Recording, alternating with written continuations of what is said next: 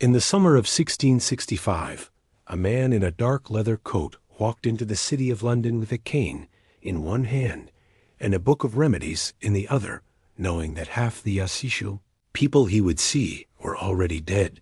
They just hadn't stopped moving yet. His name was lost to history, swallowed by time and the sheer volume of death that surrounded him. But his image, the long beaked mask stuffed with herbs and rose petals, the thick waxed coat designed to repel the invisible corruption of the air, the cane held before him like a staff of office or a weapon against the unseen, became immortal. He was a plague doctor, and he walked into a city transformed into a charnel house by forces he did not understand and could not stop. The plague doctor has become a symbol of everything wrong with medieval and Renaissance medicine: superstition, ignorance, futility, fear, expressed in Baroque costume. When we see that beaked mask now in museums or in artistic renderings, we see it as evidence of how completely wrong people can be about how disease works, how stubbornly they can cling to theories that have no basis in reality.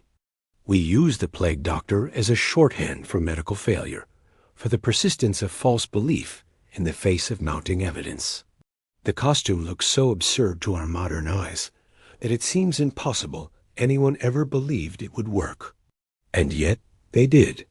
For more than 400 years, educated physicians put on those costumes and walked into plague-stricken cities, convinced that what they were doing might help, even as at some level of consciousness they perhaps never fully acknowledged.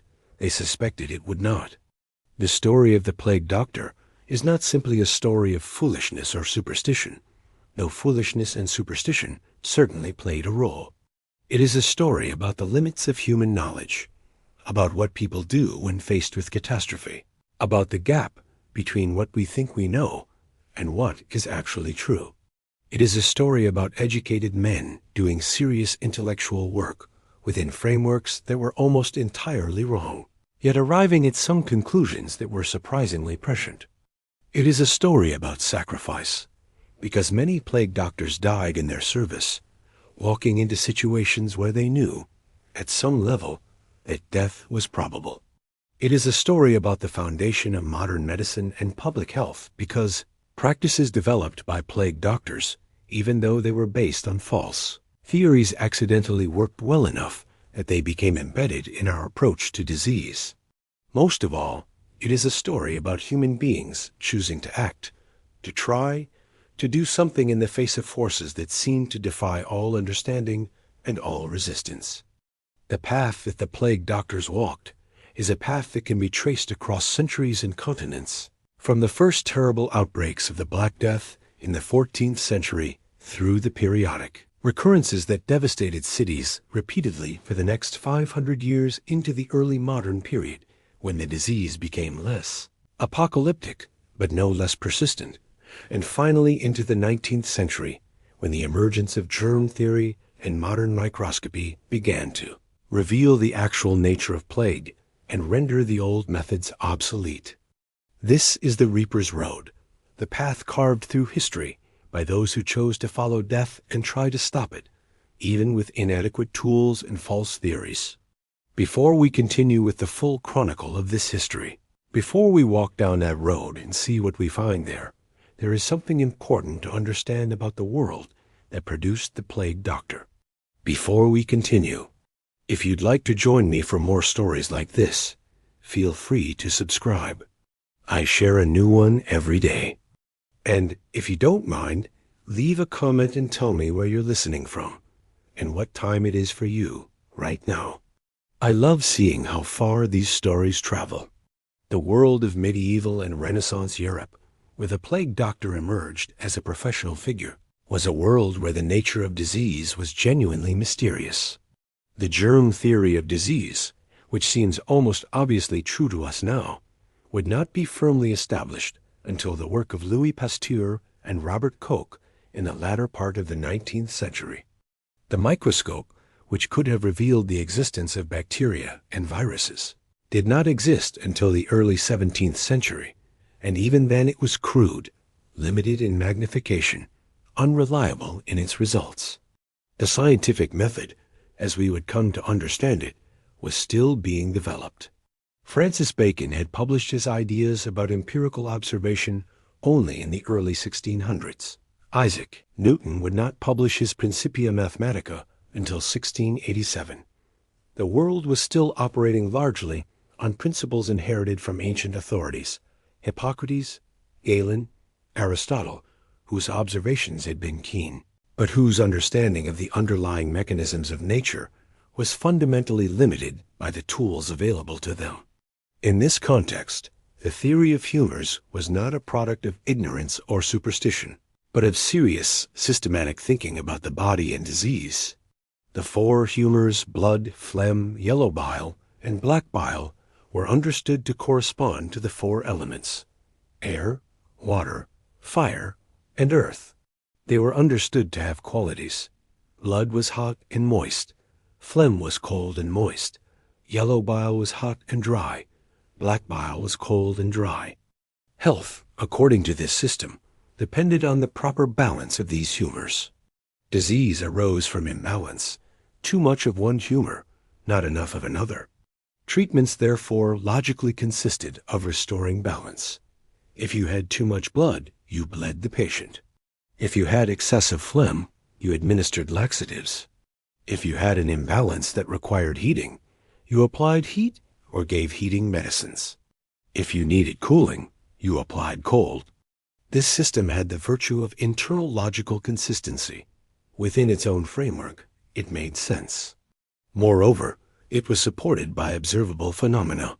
Bloodletting sometimes seemed to help patients. Laxatives sometimes seemed to relieve symptoms. Heat sometimes improved conditions. Cold sometimes improved other conditions. The system was also supported by the weight of classical authority. These were the theories of the ancients, of the great physicians of Greece and Rome, whose accomplishments were undeniable. To question the theory would have been to question not just medical practice, but the very foundations of knowledge and authority that held society together. But there was another theory that would become increasingly important in understanding disease, particularly plague, the theory of miasma. Miasma literally means pollution or bad air. The idea was that disease arose from foul air, corrupted by the decay of organic matter, by putrefaction, by the exhalations of the sick and the dead. This theory was also ancient in origin, also connected to classical authorities, and also had the virtue of explaining observable phenomena. Bad smells did seem to correlate with disease. Graveyards had disease, sewers had disease, slaughterhouses had disease. The great plagues seemed to arise in cities where there was decay, where there was overcrowding, where there was poor sanitation. If you got rid of the bad smells, if you avoided places with foul air, if you kept yourself in fresh air, you seemed to be less likely to get sick. Therefore, if disease was caused by bad air, it followed that good air would help you avoid disease or recover from it. These two theories, humoral theory and miasma theory, were not in competition with each other, but rather were understood to work together. Miasma was thought to work by corrupting the humors. Bad air would imbalance the humors, and therefore disease would arise. Treatment could work on both levels. You could try to remove the patient from the bad air, and you could also try to rebalance the humors through the various means available: bloodletting, laxatives, medicines, the application of heat or cold. A physician operating in the 16th or 17th century would understand himself as working within a coherent, sophisticated system of thought about the nature of disease and the methods to treat it. The problem, of course, was that this entire system was wrong. Plague is caused by a bacterium called Yersinia pestis. This bacterium is transmitted to humans primarily through the bites of fleas that have fed on infected rats. In some cases, particularly in pneumonic plague, the disease can be transmitted from human to human through respiratory droplets. Bloodletting doesn't help. It weakens the patient and makes them more vulnerable. Laxatives don't help. They further deplete the patient. The four humors don't exist as described. The properties attributed to them don't match biological reality. Miasma doesn't cause disease. Invisible organisms do. None of the treatments that physicians prescribed on the basis of these theories actually worked against plague. A patient with untreated plague has roughly a 60% mortality rate. A patient with treated plague, where treatment consists of bloodletting and herbal remedies based on humoral theory, has roughly the same mortality rate, sometimes even slightly higher.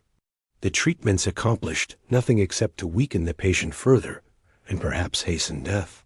And yet, the physicians who prescribed these treatments were not fools, and they were not willfully ignorant. They were educated men, products of universities, trained in the classical medical texts, practicing within the best framework available to them. That the framework was almost completely wrong was not something they could have known. They only knew that certain treatments seemed to help some patients, or at least that patients who received treatment sometimes recovered. They knew that they were physicians, educated and trained, and that the society placed tremendous responsibility on them to do something about the plague that was killing their neighbors and their families and themselves. The plague itself emerged from history's distant past, from the deep parts of the old world where ecosystems had evolved in isolation. Yersinia pestis likely originated in Central Asia, where it maintained itself in populations of rodents, particularly marmots and rats, in a delicate and terrible equilibrium. The disease would cycle through these populations, a period of high infection, where many animals died, then a period of low infection as the susceptible animals were killed off and the surviving animals had immunity. Then eventually a new outbreak as animals with no immunity were born and the bacteria could spread again. For centuries, perhaps for millennia, the plague existed in these regions, occasionally killing animals and occasionally humans in those areas, but isolated from the rest of the world by geography and distance. Then the world began to shrink. Trade routes expanded. The Mongol Empire, despite all its violence and chaos, had created a period of relative security on the trade routes that connected east and west. Caravans moved along the Silk Road. Merchants traveled from China to the Mediterranean. With the goods and the merchants came something else: the plague. It is likely that the plague reached Europe earlier than we have direct historical evidence for it. But the first well-documented arrival is in 1347, when Genoese traders arrived in Messina, Sicily, with ships carrying plague-infected crew and cargo. Some accounts, possibly legendary but reflecting a real situation, describe Mongol armies catapulting infected bodies into the harbor to spread the disease as a weapon of war. Whether or not that specific detail is true, the effect was the same. The plague was in Europe now, and it would begin a process of infection that would reshape the continent. The speed of the plague spread was terrifying and would remain one of its most striking features. From Messina, it moved to other Mediterranean ports within weeks. From ports, it moved inland along trade routes and roads. A merchant caravan could carry the disease hundreds of miles in a matter of weeks. A ship could carry it across the Mediterranean in days. Within a year of arriving in Sicily, plague was present in major cities throughout southern Europe. Within 3 years, it had reached France and England. Within 5 years, it was in Germany and Eastern Europe. The first wave of the Black Death would ultimately affect the entire known world, spreading to Africa, to the Middle East, to Asia, though the European outbreak is the most thoroughly documented. The mortality was unlike anything Europe had experienced. The plague moved through cities like a fire through dry wood. In some places, mortality reached 50 to 70%. An entire city could be devastated in a matter of weeks. Families died together. Entire households were wiped out. In Florence, chronicler Giovanni Boccaccio reported that the death toll was so high that they ran out of space in graveyards and had to dig mass pits where bodies were stacked in layers. The social order began to break down. With so many dying, so many fleeing, there weren't enough people left to maintain basic services. The dead couldn't be properly buried. The sick couldn't be properly cared for. In some places, The psychological impact was as devastating as the physical impact. People believed that the plague was an expression of God's wrath, a punishment for sin, and they responded by engaging in mass penance, sometimes whipping themselves bloody in the streets, in the hope that suffering would appease divine anger. Some communities looked for scapegoats and found them in Jewish populations, blaming them for the plague, despite the fact that the plague was indiscriminate and killed Jews and Christians alike. In the face of this catastrophe, the medical profession was helpless. Physicians consulted their ancient texts. They bled their patients. They prescribed herbs. They advised people to avoid bad air, to flee to the countryside if possible, to maintain proper humoral balance through diet and medicine. Nothing worked. The plague killed rich and poor, careful and careless, treated and untreated. Some patients who refused all treatment survived. Some who received the most intensive treatment died. There was no correlation between medical intervention and outcome that could be easily perceived. The physicians did what they could, but it was clear to anyone watching that they were not stopping the plague.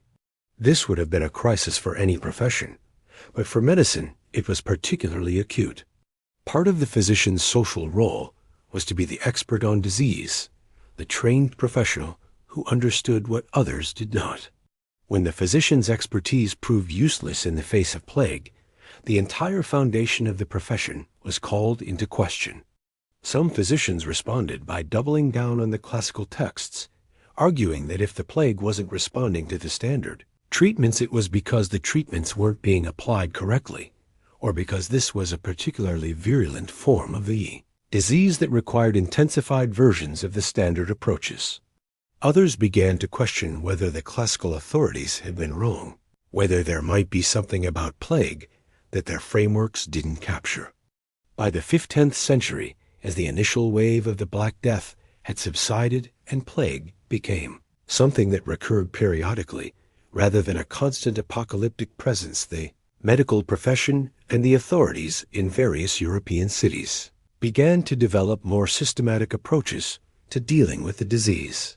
Some of this came from the simple observation that certain practices seemed to help, even if the theories explaining why were wrong.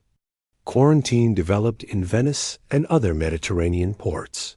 The word itself comes from the Italian 40 giorni, meaning 40 days. Goods arriving in port were kept isolated for a period of time, sometimes 40 days, sometimes varying amounts depending on the judgment of local officials, before being allowed into the city.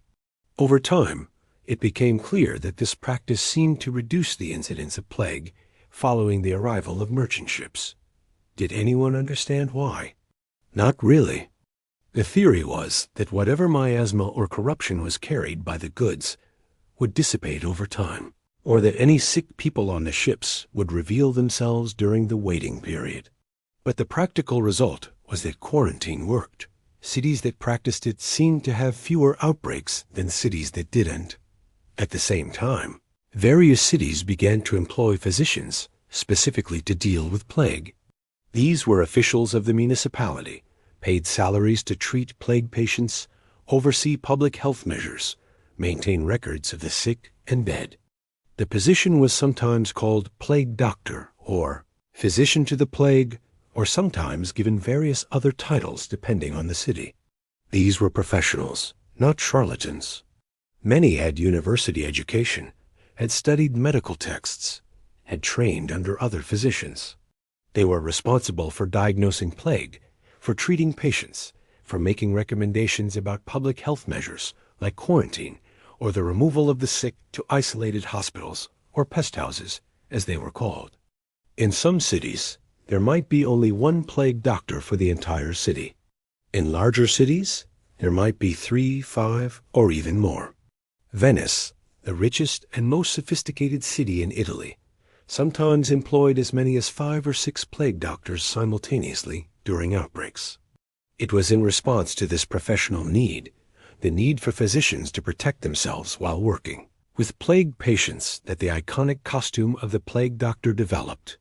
The earliest references to the distinctive mask and costume appear in Italian cities in the 16th century, with more detailed descriptions and depictions appearing in the 17th century.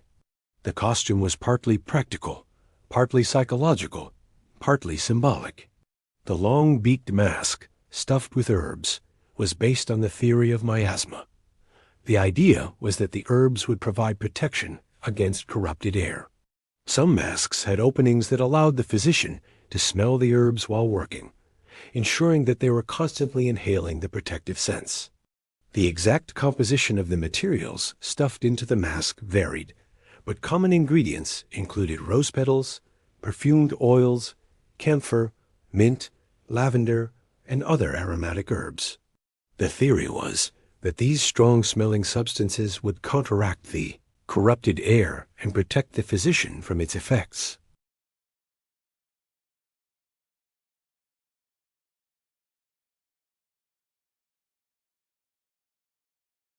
The long waxed coat served multiple purposes.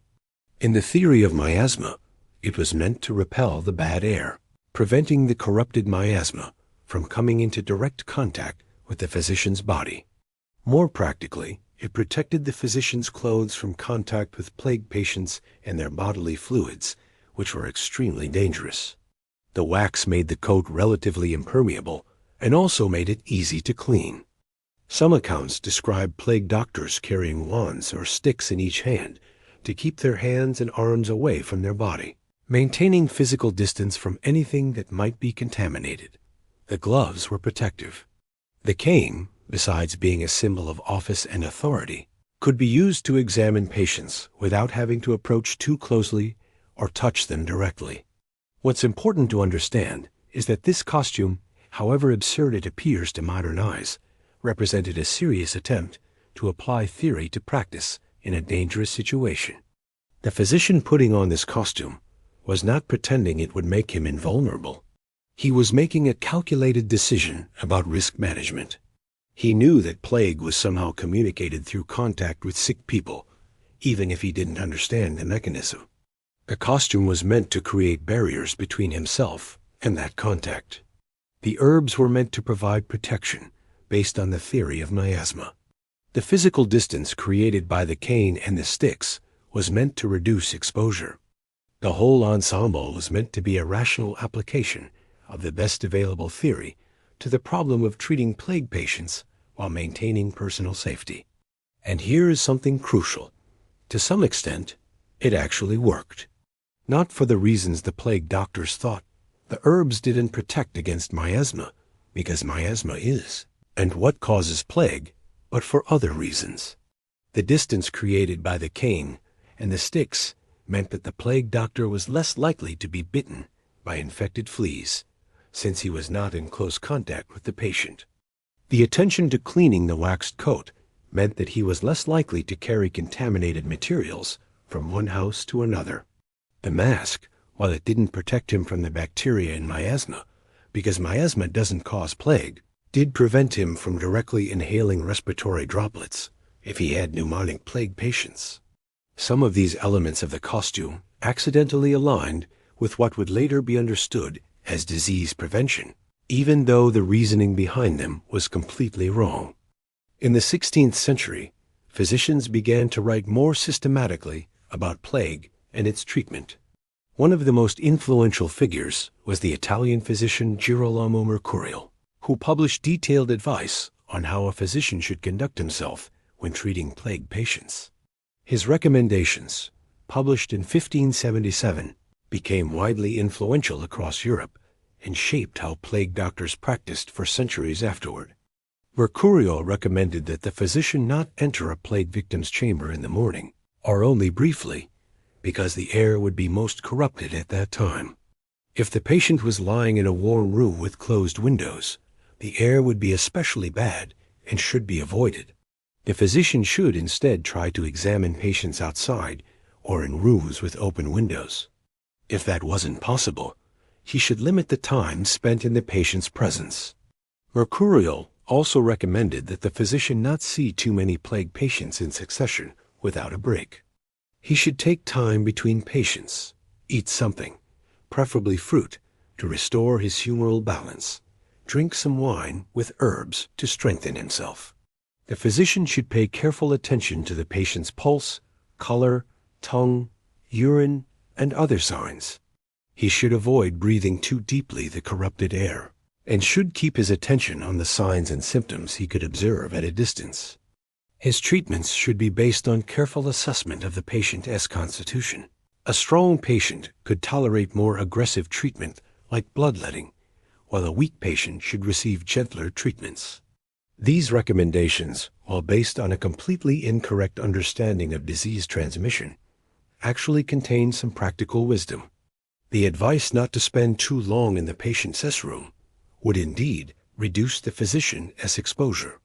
The advice not to see too many patients in succession and to take breaks would preserve the physician's health and mental stamina. The careful observation of the patient's signs and symptoms was good practice, even though the theoretical framework for understanding those signs was wrong. The observation itself was valuable. The differentiation between strong and weak patients was a form of risk stratification that made some sense. If you were going to weaken a patient with bloodletting and other aggressive treatments, you at least wanted to ensure they had the strength to survive the treatment. In practice, plague doctors in the 16th, 17th, and 18th centuries varied considerably in how seriously they took these recommendations and how carefully they practiced them. Some were perfunctory, seeing as many patients as they could in a day, charging what they could, and then leaving the city when the outbreak became particularly severe.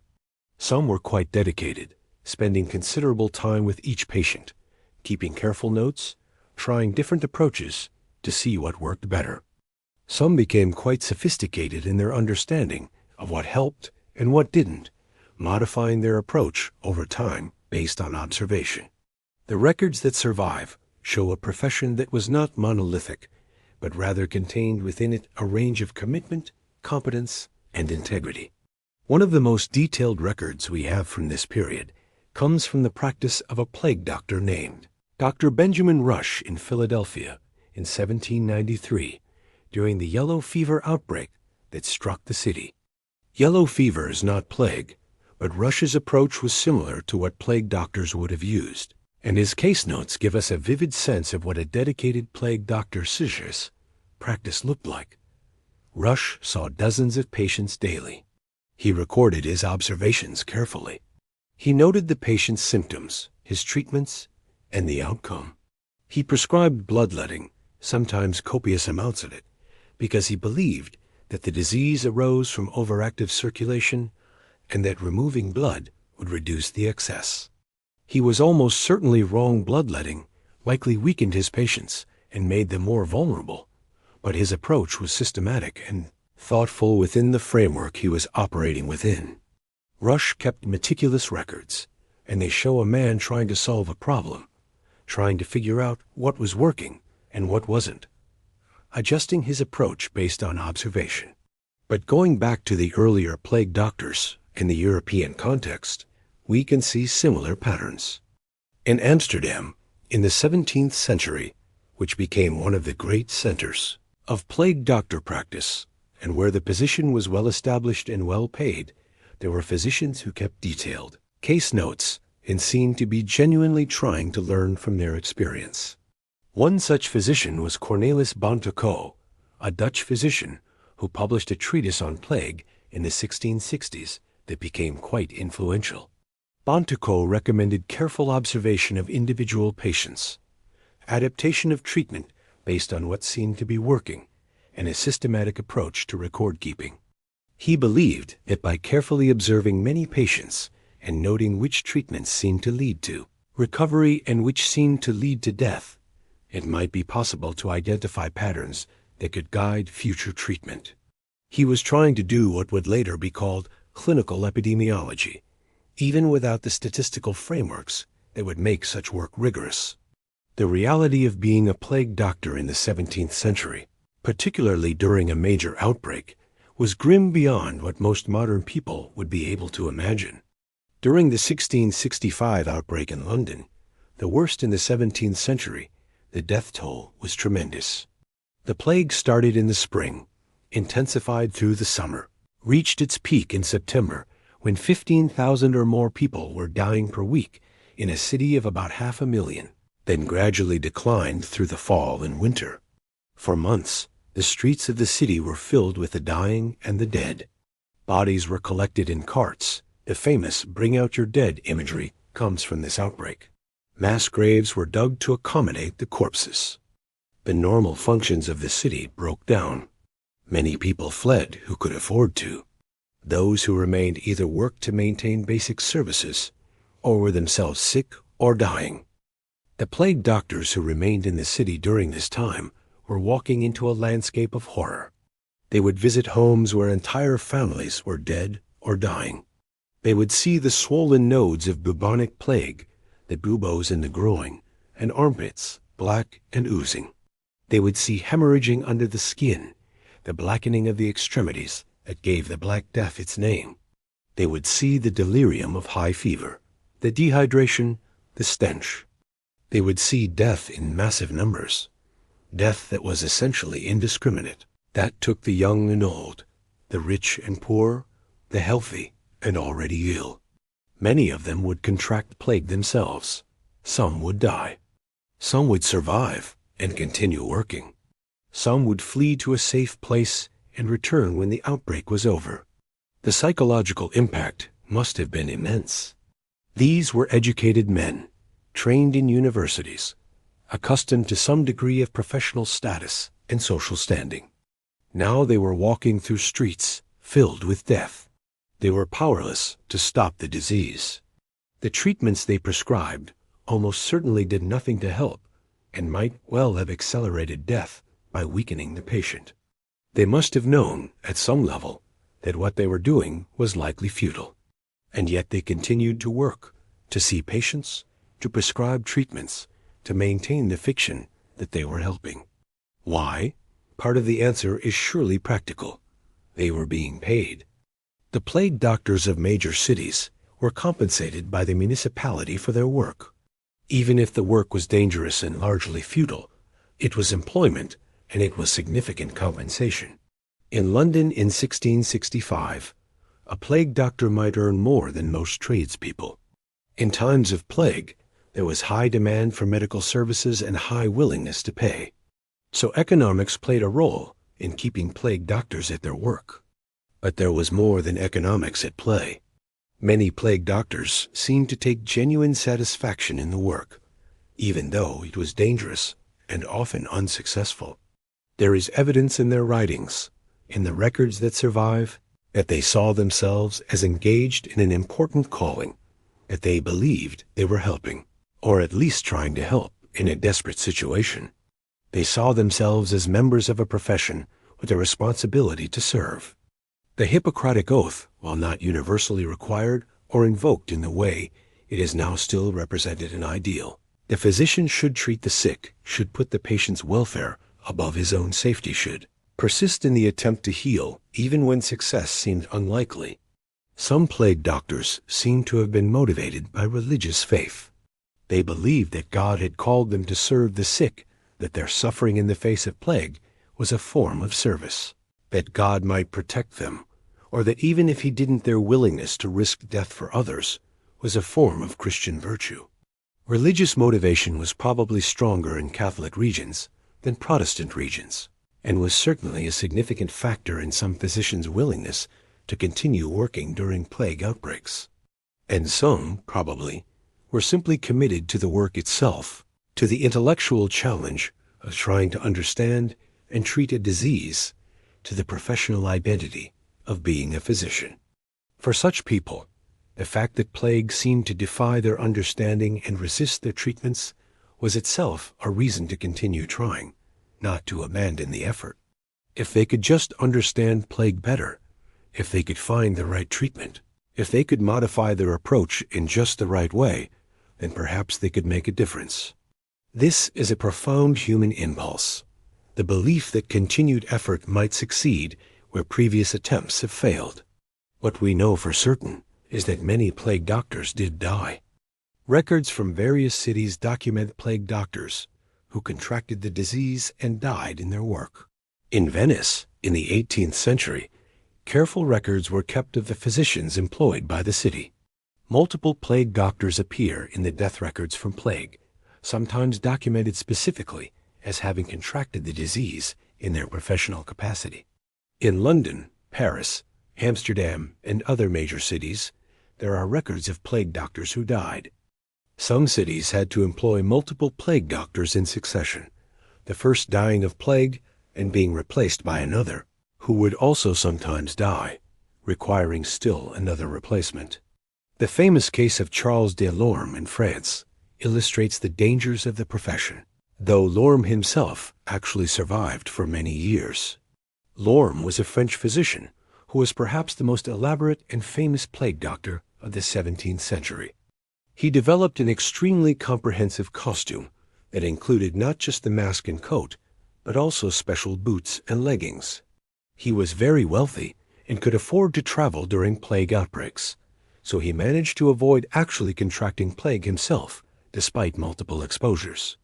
But many of his colleagues and successors were not so fortunate.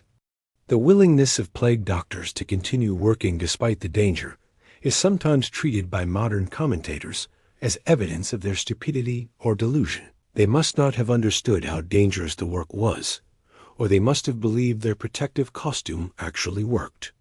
But this dismissal seems unfair. Many plague doctors probably did understand the danger. They may have hoped that their protective measures would help, but they must have known that other plague doctors before them had died despite wearing the same costume. They probably understood, at some level, that they were choosing to engage in work that had a significant probability of killing them. And they did it anyway. The experience of repeated plague outbreaks over centuries would have shaped how plague doctors understood their work. In 1347 to 1351, the first great outbreak of the Black Death killed approximately 75 to 200 million people worldwide, with European mortality reaching perhaps 30 to 60%. But the plague didn't end with that initial outbreak. It recurred, sometimes at intervals of several years, sometimes after decades, but recurred repeatedly. In the 17th century, there were major outbreaks in London, 1625, 1636, 1665 to 1666, in Paris, and other French cities, in the Mediterranean ports. In the 18th century, outbreaks continued, though they seemed to be becoming less frequent and less catastrophic. In the early 19th century, there was still plague in various parts of Europe, though the major pandemics had ended. A plague doctor practicing in the 17th century would have had experience probably of multiple outbreaks. He would have seen people recover and people die. He would have observed patterns, even if his understanding of the underlying mechanisms was completely wrong. He would have understood that plague was the most dangerous occupational hazard in his profession. He would have known physicians who had died of plague. And yet, if he was good at what he did, he would probably have developed some sense of confidence, not that he could cure plague, but that he could help patients, that he could ease suffering, that he could at least do better than sitting at home and doing nothing. It's important to emphasize just how sophisticated some plague doctors became in their approach. While some were perfunctory or opportunistic, others developed genuinely sophisticated systems for observing, recording, and analyzing their cases. The 18th century Italian physician Giovanni Antonio Galli, who practiced in Rome, kept detailed notes on his plague cases, recording for each patient the date of onset, the initial symptoms, how the disease progressed, what treatments were administered, and whether the patient recovered or died. When he examined his data, he noticed patterns. Certain treatments seemed more likely to be associated with recovery in certain types of patients. Some patients who developed certain symptoms early seemed more likely to survive. The progression of the disease seemed to follow certain typical patterns. Galli was doing what we would now call clinical medicine: careful observation, documentation, analysis of outcomes without the statistical frameworks and controlled trials that would later become essential to medical research. He couldn't prove anything in a rigorous sense, but he was accumulating knowledge through systematic observation. And this knowledge, while it wouldn't help against plague specifically, was valuable for other purposes. The habit of careful observation, detailed documentation, and analysis of outcomes would become one of the foundations of modern medical practice. Some plague doctors became particularly interested in the question of contagion, whether plague was communicable directly from person to person, or whether it arose from miasma in the environment. The dominant theory, as discussed earlier, was miasma theory, but there were dissenters. The Italian physician Girolamo Fracastoro, mentioned earlier, had proposed a contagion theory in the 16th century, and while his work was largely ignored by his contemporaries, it never entirely disappeared. In the 17th and 18th centuries, a few physicians began to notice phenomena that were hard to explain with miasma theory. They noticed that plague seemed to travel along trade routes more readily than it would if it were simply spread by bad air. They noticed that cities that practiced quarantine and isolation seemed to have fewer cases, and that this effect was greater than could be explained by the simple removal of bad air. A few physicians began to hypothesize that there might be something, some kind of imperceptible agent, that was being transmitted from sick to healthy people, and that this transmission could be prevented or interrupted by isolation. The Austrian physician, Athanasius Kircher, working in the 17th century, actually observed through a primitive microscope what he believed were tiny living organisms in the blood of plague patients, which he called corpuscles. He hypothesized that these might be the agents of plague transmission, though he was not able to develop this insight into a complete theory.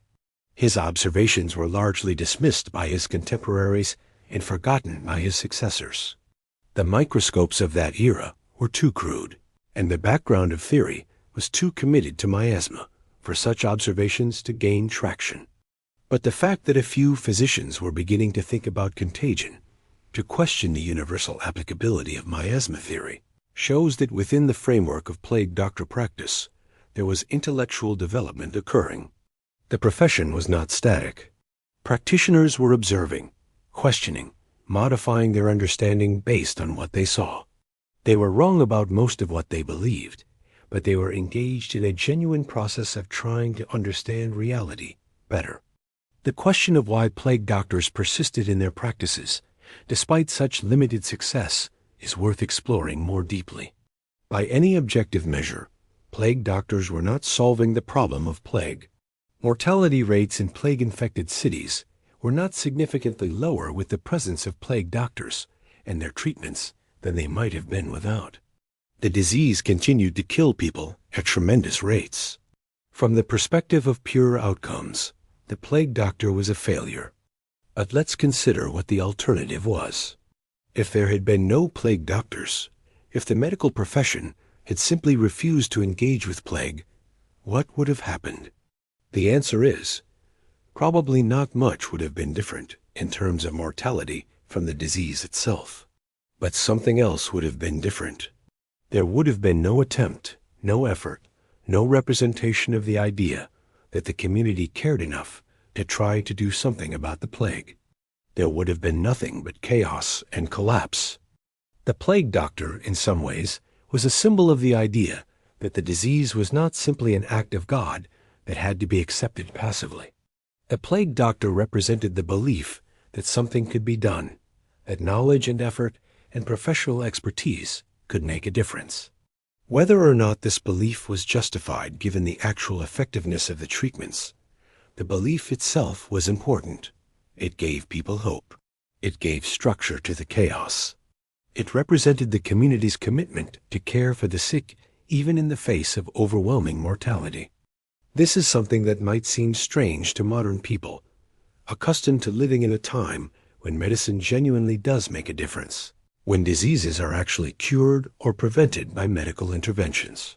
But in the world of the plague doctor, the value of medicine was partly symbolic and partly about managing hope and despair. In a time of apocalyptic crisis, the arrival of a trained physician in his distinctive costume was itself a kind of treatment, even if the medical interventions he provided accomplished nothing. It was a statement that order had not completely broken down, that expertise still mattered, that someone cared enough to try. Consider what happens in a community struck by plague without any medical presence at all. There is panic. There is flight. There is the abandonment of the sick by family members and neighbors. There is the complete breakdown of social functions.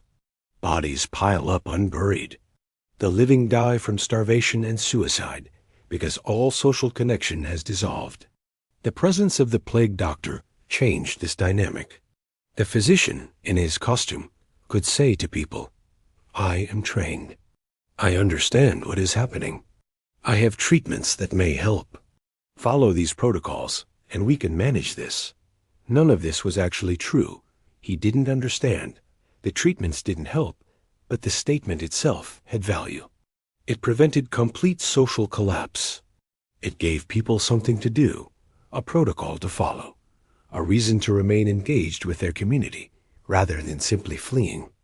The records from cities that had plague doctors versus those that didn't show no significant difference in mortality rates from the disease itself. But they do show that cities with organized plague doctor systems tended to recover more quickly after an outbreak, to suffer less severe disruption of social functions, and to experience less complete breakdown of community structure. The plague doctor was not effective as a medical intervention, but he was valuable as a social intervention. He was performing a function that was real and important, even though it wasn't medical in the modern sense. This is not to say that all plague doctors were motivated purely by these social considerations, or that they all understood their role in this way. Many genuinely believed that their treatments were helping, based on the fact that some patients recovered and the theory seemed sound within its framework. Some were primarily motivated by the financial compensation. Some were conscientious practitioners trying to apply the best available knowledge to a terrible problem. Some were opportunists taking advantage of fear and desperation to charge high fees, and then leaving when the outbreak got bad. The profession contained all of these types, and probably it always does.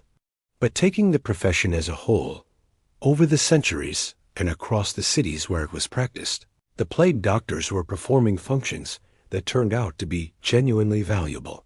Even though they were not functions they understood themselves to be performing. They were maintaining social structure.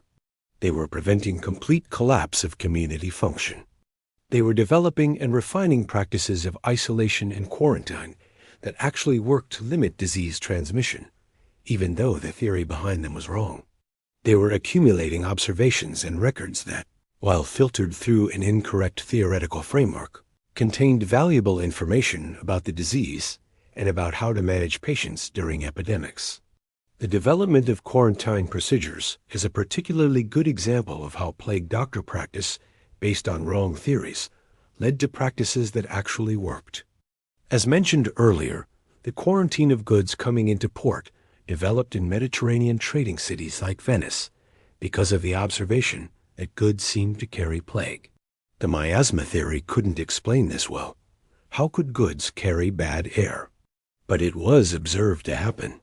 If goods from the east were more likely to bring plague, then perhaps isolating them for a period of time would allow any corrupted air or invisible contagion to dissipate. Therefore, the practice of quarantine developed. Goods would be kept separate for a specified period, often 40 days, before being allowed into the city. What was actually happening was something quite different from what was being theorized. Plague is carried by fleas and rats. Goods in the ships could carry infected rats or fleas. Given time, the rats might die from plague, or the fleas might find no new host and die, or the fleas carrying the plague bacterium might bite and infect rats that were not then available to transmit to humans. By the time 40 days had passed, the plague bacteria and fleas might be dead, and goods could be safely handled. The quarantine worked, but not for the reason physicians thought. Nevertheless, the practice persisted and was refined based on observation of whether it seemed to work. By the 18th century, quarantine was a well-established practice in Mediterranean cities. When outbreaks occurred, goods were quarantined, suspected persons were isolated, and these measures did seem to reduce the spread of plague compared to cities without such measures.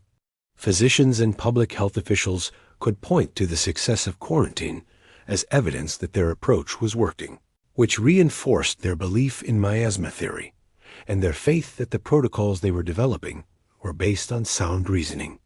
In the 17th and 18th centuries, as the frequency of plague outbreaks decreased, as the disease became less apocalyptic and more manageable, there was a shift in how plague doctors were understood and employed.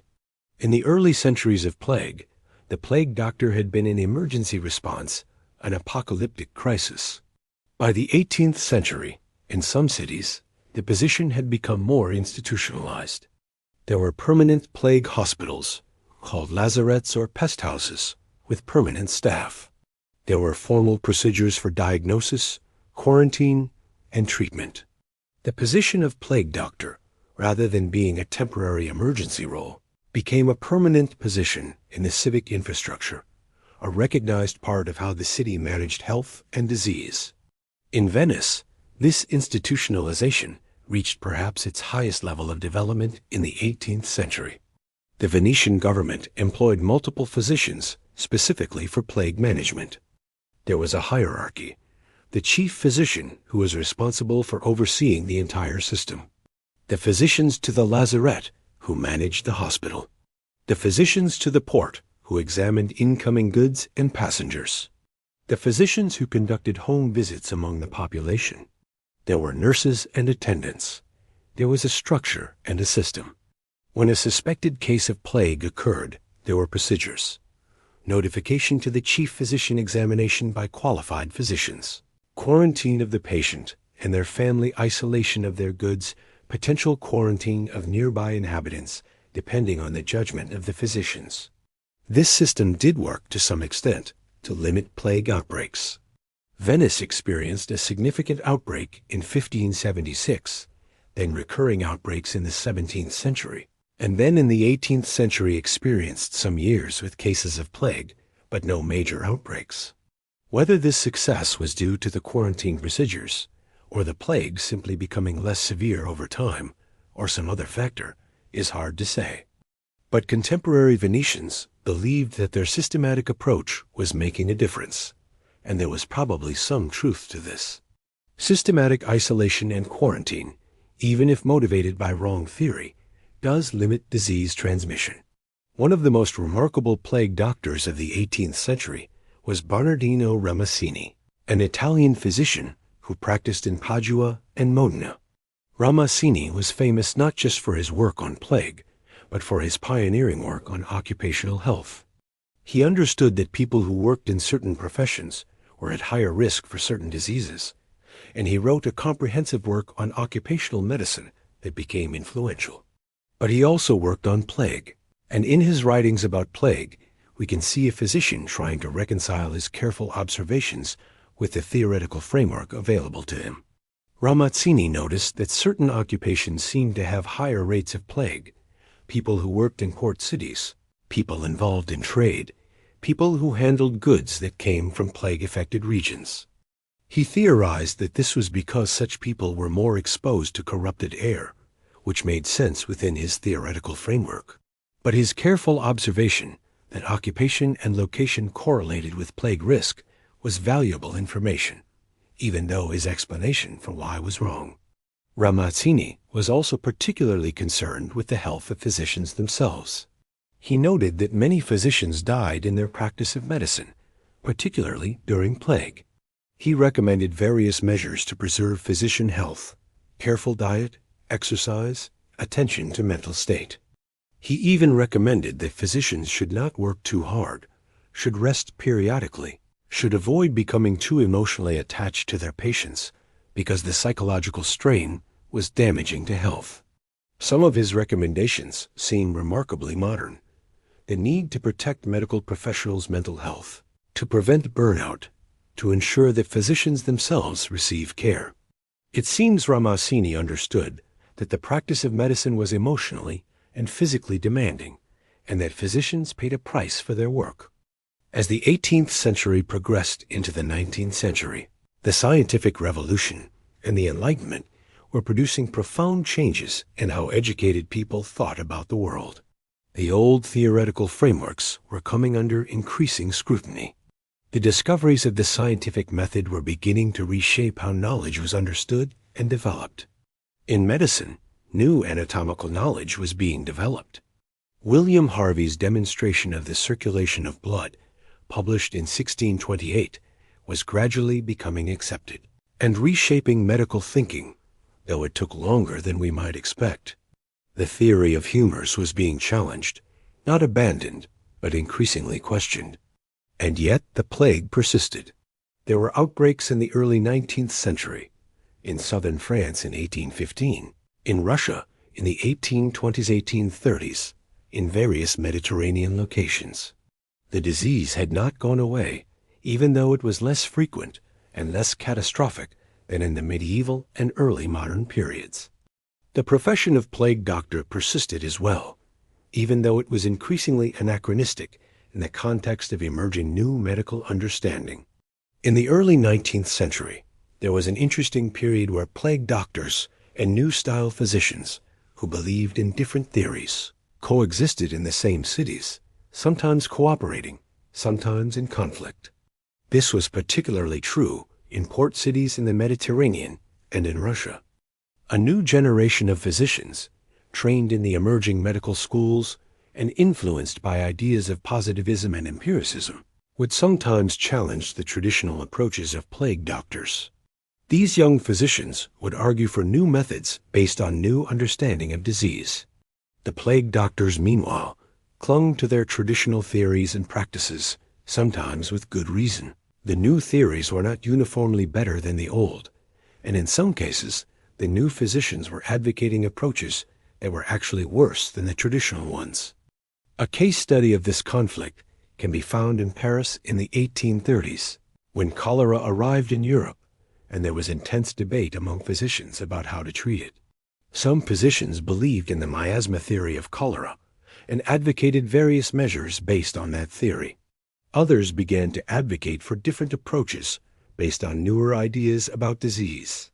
Still others, including some traditional plague doctors who had reoriented their practice toward cholera, advocated for isolation and quarantine based on their experience with plague. The debate was intense and often bitter. But what's important to note is that some of the traditional approaches, based on the wrong theory, ended up being more effective than some of the new approaches based on the newer theory. This is because the mechanisms of disease are complex, and a wrong theory can sometimes lead to right practices through coincidence or through multiple levels of causation. By the middle of the 19th century, the position of plague doctor was becoming extinct in Europe. In most cities, it had already disappeared, replaced by public health officials with different training and different theories. The few plague doctors who remained were often older men who had trained in the old ways and had not adapted to the new medical paradigm. In Russia, where the profession persisted somewhat longer, there was still talk of plague doctors in some cities in the 1860s and 1870s, but by the end of the century, even there, the profession had disappeared. And then came a remarkable discovery that would retroactively explain why the plague doctors had persisted so stubbornly despite such limited practical success. They had actually, through their best practices and protocols, been doing the right things for mostly the wrong reasons. In the 1890s, the French-Swiss physician Alexander Yersin, working with modern microscopy and the emerging germ theory of disease, identified the bacterium that causes plague. It was named Yersinia pestis after him. Around the same time, the Japanese bacteriologist Shibasaburo Kitasato made similar discoveries. The plague was caused by a bacterium that was transmitted primarily through the bites of infected fleas from infected rats. This explained why quarantine worked. It prevented the transmission of infected goods carrying infected rats or fleas. It explained why isolation worked. It prevented the flea vectors from accessing new hosts. It explained why the disease had seemed to travel along trade routes, because trade goods carried the rats and fleas that transmitted the disease. But it also meant that most of what plague doctors had believed about the disease was wrong. The four humors didn't exist as described. Miasma didn't cause plague. Bloodletting didn't help. The herbs and potions prescribed as treatments were useless. The protective measures, the waxed coat, the mask, the gloves, worked not because they protected against miasma, but because they prevented flea bites and reduced contact with infected materials. Some of the accidentally correct practices, like isolation and quarantine, worked not because they allowed corrupted air to dissipate, but because they interrupted the transmission cycle between rats, fleas, and humans. The irony is that if a plague doctor from the 16th century had been told that plague was caused by tiny, worm-like creatures that lived in fleas, which lived on rats, and that the best way to prevent plague was to isolate the sick and isolate goods from known plague-affected areas, he would have said, "Yes, exactly. That is what we have been saying. The tiny creatures are part of the miasma. The miasma is the carrier. Isolation prevents the miasma from spreading." The framework was completely wrong, but some of the practical conclusions were accidentally right. When the bacterium was identified and the transmission mechanism was understood, the knowledge of how to prevent plague suddenly became clear. Rat control, flea control, isolation of cases, these practices, if consistently applied, could essentially eliminate plague in human populations. The development of antibiotics in the 20th century made plague, when it did occur, treatable. The combination of prevention and treatment has made plague essentially a disease of the past in developed countries, though it persists in parts of Africa and Asia where conditions favor its transmission. The legacy of the plague doctors is thus complicated. On the one hand, they were completely wrong about the theory of plague. Their treatments were useless or harmful. Their protective measures, while accidentally partly effective, were based on false premises. They persisted in their beliefs despite the failure of their practices, maintaining theories that were increasingly at odds with emerging scientific knowledge. In this sense, they represent the failure of authority, the persistence of outdated beliefs, the danger of clinging to false theories even when evidence against them accumulates. On the other hand, the plague doctors represented a commitment to trying, to doing something in the face of an overwhelming crisis. They developed practices that, while based on wrong theory, happened to work well enough to limit disease transmission. They created institutional structures for managing epidemics that became the foundation for modern public health. They demonstrated, through centuries of practice, that systematic observation and recording of cases, careful examination of patients, and modification of approach based on outcomes could lead to better results than ad hoc responses. They showed that even without understanding the underlying mechanism of a disease, it was possible through careful attention to what worked and what did to develop effective strategies for dealing with it. The plague doctors also made a contribution that is less tangible, but perhaps equally important. They maintained the idea that diseases could be studied, understood, and managed.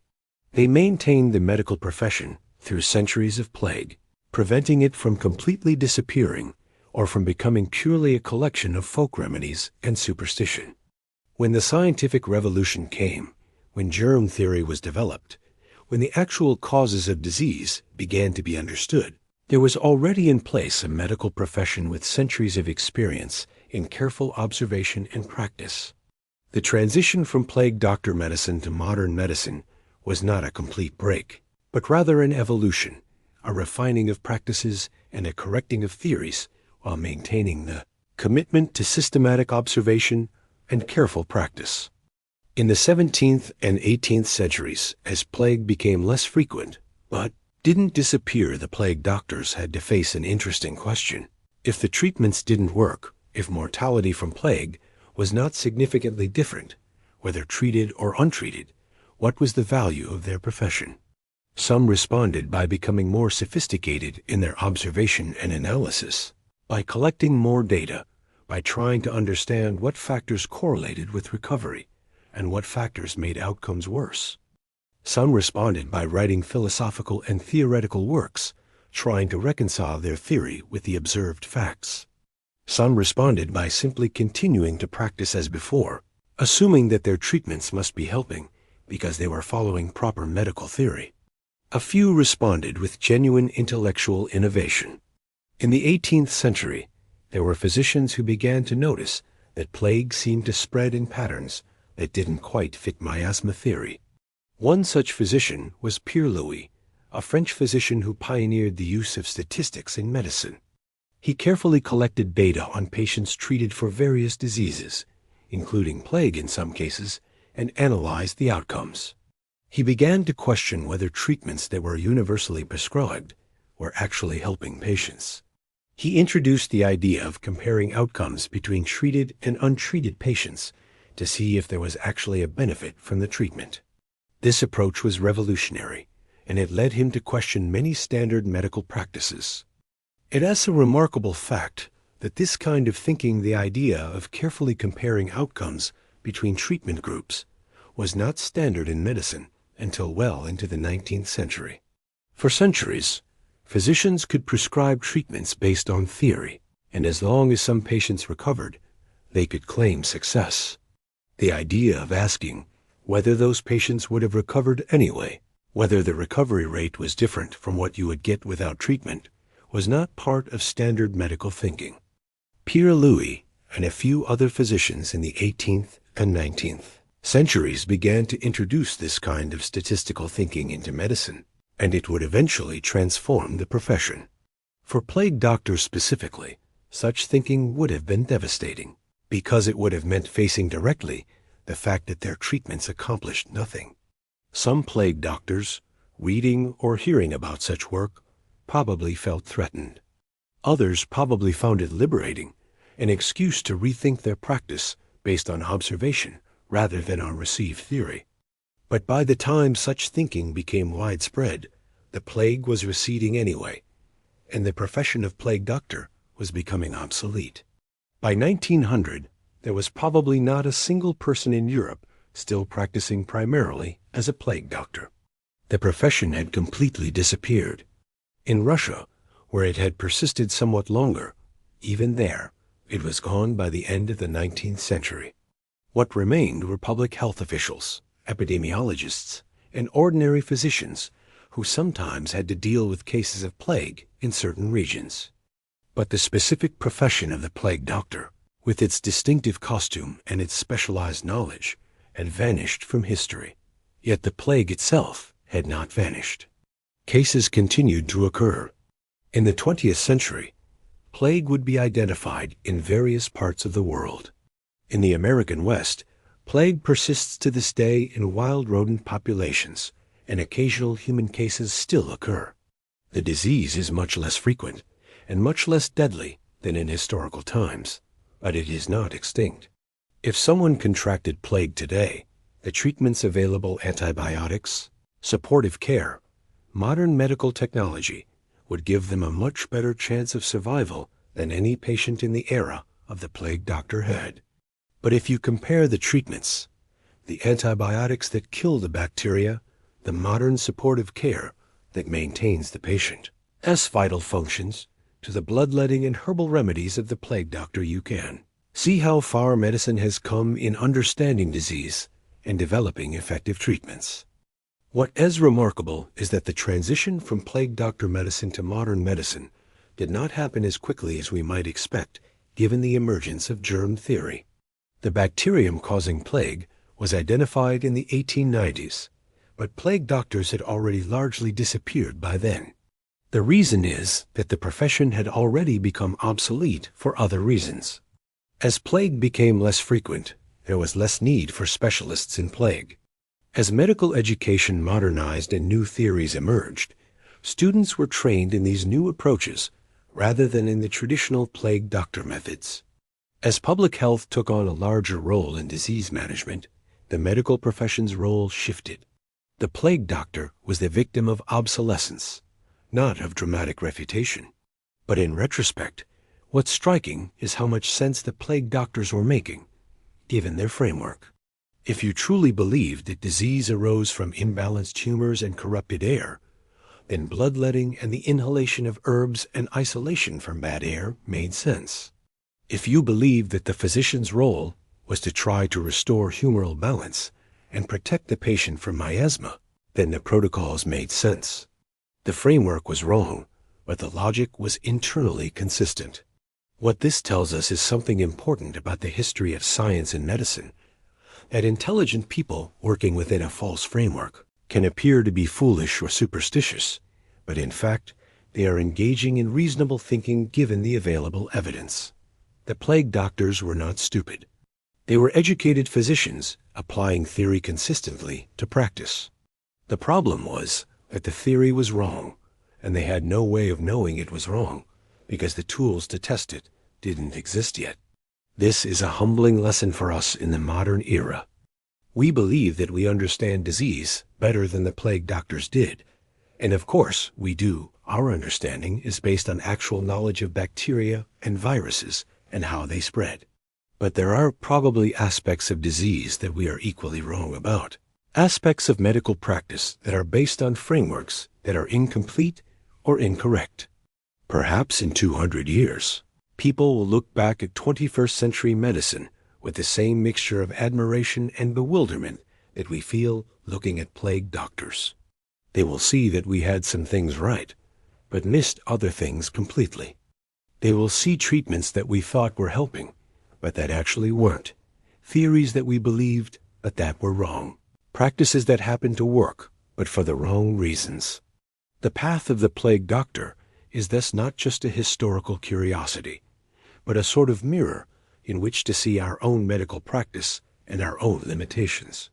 It reminds us that knowledge is provisional, that frameworks are limited, that the most educated and well-intentioned practitioners can be wrong about fundamental aspects of what they are doing. It reminds us of the importance of continuing to observe, to question, to test assumptions, to be willing to abandon theories when evidence accumulates against them. Most of all, it reminds us that the willingness to try to engage with the problem even when you don't fully understand it to do something rather than nothing is not itself foolish or superstitious, but rather a fundamental part of human engagement with the world's problems. The plague doctors walked a long road through history. They walked through cities filled with death and tried to help. They wore strange costumes that probably looked absurd even to their contemporaries. They prescribed treatments that accomplished nothing. They kept detailed records and tried to learn from their observations. They died, many of them, in the course of their work. They were replaced by others who followed the same practices, often with similar outcomes. Over centuries, this slow accumulation of practice, observation, and refinement contributed to the development of medical science, public health, and the understanding of disease. When the plague doctor finally disappeared from history, he left behind a legacy that was much more than just a cautionary tale about how wrong people can be. He left behind an approach to medicine characterized by careful observation, meticulous record-keeping, and willingness to modify practice based on outcome. He left behind institutional structures for managing epidemics and protecting public health. He left behind the principle that medical professionals had a responsibility to serve patients even at risk to themselves. He left behind practices like quarantine and isolation that, though developed for the wrong reasons, turned out to be effective ways to control infectious disease. In the modern era of medicine, when we quarantine infectious patients, we are following practices developed by plague doctors in the 16th and 17th centuries. When we keep careful medical records on each patient, documenting symptoms and treatments and outcomes, we are practicing a form of clinical observation that plague doctors pioneered. When we understand disease as something that spreads from person to person, and that can be slowed or stopped by isolation and careful attention to hygiene, we are building on foundations laid by centuries of plague doctor practice. The fact that the specific theories underlying those practices were wrong does not diminish the value of the practices themselves or of the commitment to systematic observation that produced them. The story of the plague doctor is thus the story of how human beings respond to catastrophe. It is the story of the gap between knowledge and belief, between theory and practice. It is the story of educated people doing their best with inadequate tools.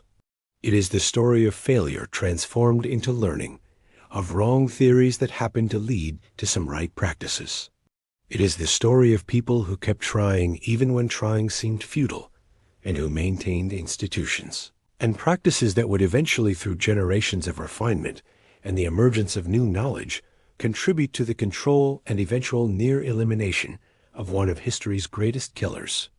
The roads that plague doctors walk through medieval and Renaissance cities are no longer walked by anyone in the same costume with the same theories. But they are still walked by modern physicians and public health officials doing the same essential work with better tools and better understanding. The plague doctor is gone, but the approach he represented, systematic engagement with disease, careful observation, institutional response to epidemic, commitment to care for the sick, is still very much alive. That is the true legacy of the Reaper's Road.